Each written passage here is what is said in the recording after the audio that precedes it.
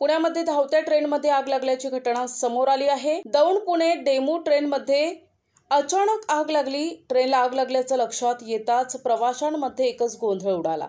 दौंडमधून दररोज सकाळी 7:05 ही ट्रेन सुटते। नेहमीप्रमाणे ही ट्रेन आज सकाळी पुण्याच्या दिशेने निघाली, पण अचानक ट्रेनच्या एका डब्याला आग लागली आणि गोंधळ उडाला। मिळालेल्या माहितीनुसार दौंड पुणे रेल्वे स्थानकादरम्यान धावणाऱ्या शटल डेमो ट्रेनमध्ये अचानक आग लागली। दौंडवरून सकाळी 7:05 ही ट्रेन सुटते। या ट्रेनला अचानक आग लागल्यामुळे प्रवाशांमध्ये भीतीचं वातावरण आहे। जीव वाचवण्यासाठी प्रवासी इकडे तिकडे धावले। किंकाळ्या, आरडाओरडा आणि सर्वांची पळापळ झाली। इंजिनपासून तिसऱ्या बोगीत आग लागली। आग लागल्याचं कळताच ट्रेन थांबविण्यात आली। आग विझविण्याचे प्रयत्न सुरू आहेत, पण या घटनेमुळे प्रवाशांमध्ये भीतीचं वातावरण आहे।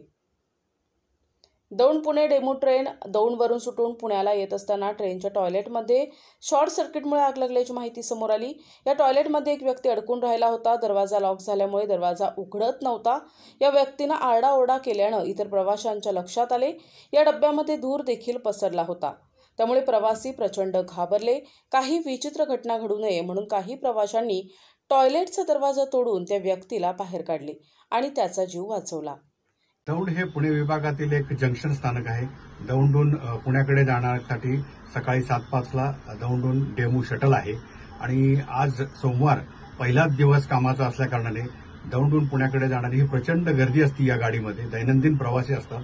तर यवत स्टेशन जवळ येताना धूर सदृश्य अशा इंजनपासून तिसऱ्या बोगीमध्ये काहीतरी दिसलं आणि प्रवाशांची एकदम धांदल उडाली, धावपळ उडाली। कारण गेल्या 8-10 दिवसात अनेक अशा घटना घडत आहेत की प्रवाशांच्या जीवाशी खेळ होत चाललाय।